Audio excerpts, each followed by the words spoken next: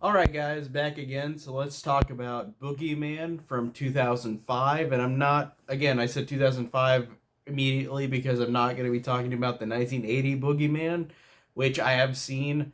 I saw it a while ago, a couple years ago. I thought it was really bad. And I'm not talking about that one. I'm talking about the one from 2005 because, again, there's a couple movies, horror movies called Boogeyman.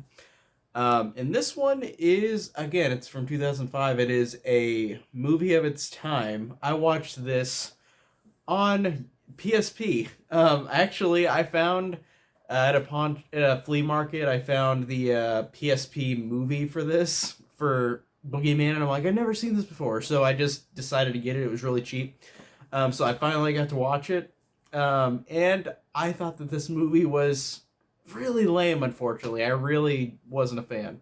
So the basic plot of this is boring main character guy goes back home um, after a death because of there's a death that happens, but he has this horrific thing that happens to him when he's 8 years old, where he sees a creature like take his dad into the closet, and the dad's just gone, and this kid is now grown up. He's like a full adult, and he goes back to his hometown with the girl he likes, but another girl also, Emily Deschanel, which is cool to see her in this.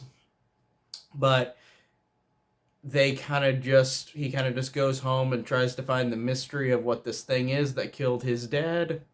Um, but it's the boogeyman, and they never say the word boogeyman in the movie, but it is the boogeyman. It is a thing that comes out of a closet and takes people, and they disappear from life, I guess. They disappear from the universe because he just takes them into the closet and they're gone. So that's the basic plot of this. And it's from 2005, so looking at it with the date it was created and made, there's of course going to be some bad CGI, and I can definitely look over that if it's a movie that I enjoyed. But I really didn't enjoy this one. I didn't like the fact that it felt like a very studio note movie with the CGI and the jump scares. It really felt like they had to have certain obligations to make this a movie of its time in 2005. They had to have the CG, they had to have the jump scares, and I felt like the movie would have been a tad better if they didn't have all the CG or jump scares. It's a movie that I feel like without having that, it could have created a little bit of atmosphere to it. But watching it with those things in it, it made it stupid and made it not stupid entertaining. Honestly, if I had to pick between this and the other Boogeyman movie I've seen, from 1980, I'd pick that one over this one because that one at least is interesting because it like spoofs, or not spoofs, it like homages into the plot things from Amityville and Halloween and The Exorcist, because that movie came out in 1980, and it literally brings all those together into the plot, which I thought made the movie fascinating, fascinatingly bad. I thought it gave a little more effort than this movie. Honestly, that Boogeyman movie from the 80s, from 1980, I think that gave more effort, honestly, than this. There's really not much I could say about this one that's good. Like the acting's fine, it's whatever. The main guy, whatever his name is, I already forgot, does looks like this the whole movie, where he just looks and just stares with his mouth open like this, just like that the whole movie with his mouth open, and it's really annoying. I don't know. I've probably seen him in other stuff. Whoever that main guy is, he's not bad. It's just annoying whenever I noticed that throughout the movie that he just kept having his mouth open. It just looked weird. Um, and also, like, it's cool to see Emily Deschanel. I liked her in this, fine. But again, these people have nothing really to work with, these actors. And really, that's the only thing I can say positive. I think that, like I said, if it took out the dumb jump scares and the CG, it would have been a boring, competently made horror movie, but it wouldn't have been entertaining still. I wasn't entertaining with the CGI or the jump scares, and I wasn't entertained if it was gone. But I feel like it would have been a better movie, quote unquote, if it didn't have those things in it that made it just dated, like 2005 dated.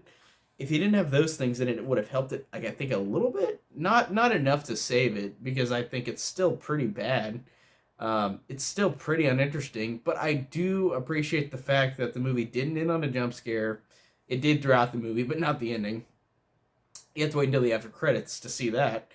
But I did appreciate that, and I liked that if, like I said, if it just took out those dumb things, it would have been a competently boring horror movie. It wouldn't have been interesting, but it would have honestly been more forgettable because I probably wouldn't have mentioned anything else in this review besides that.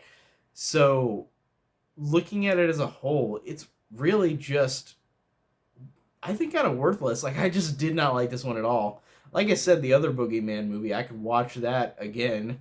I think that the 80s have, for the most part, all the 80s slashers, whether they're good or bad, can really be interesting or fascinating. Um, and I think that the Boogeyman, I think the 1981, was at least interesting in its execution. Like, I thought it was more entertaining, even though it was still bad. Um, on this, on Letterboxd, I gave this like a 1 star out of 5 because I really didn't like this one. And the other one from 1980, I gave like a 2 out of 5, which, like I said, is a little bit better because, like I said, it's a little more ambitious. It's really stupid. It's very stupid. It's even more stupid than this one, but it's more memorable and it's more interesting. And I like the 80s aesthetic and the 80s look to it. This one is a 2005 movie, and it you could tell easily it's really dated. Um, but besides that, really, there's not much else to say. It's just a boring, dumb movie. Like, it wasn't anything that I enjoyed. It was never entertaining. Could have done without a lot of the dumb stuff in it, but then it would have been boring regardless. So I think regardless, it's still a bad movie. I didn't enjoy it. I hope there are people who do enjoy it out there. Like I said, I love whenever people love something I don't love. I like hearing different opinions. I never want to be the person to say, this is my opinion, so you're wrong. I never want to say that. I want people to always stick with what they believe in their opinions. So this movie, if you like it, that's awesome. I'm glad, and I want to hear if you do like it down below. Just tell me, because I really, really like it whenever people do. Or if you don't like it like me, that's great as well. Just tell me down below if you guys like the Boogeyman from 2005. Like I said, just really a nothing little movie, just pretty bad. So quick review. That's it. And I've got a lot of reviews coming up because I'm behind. I've got a lot that I've watched, but I've been busy. So stay tuned for a lot this week. But that's it for today, and see you guys later. Take care.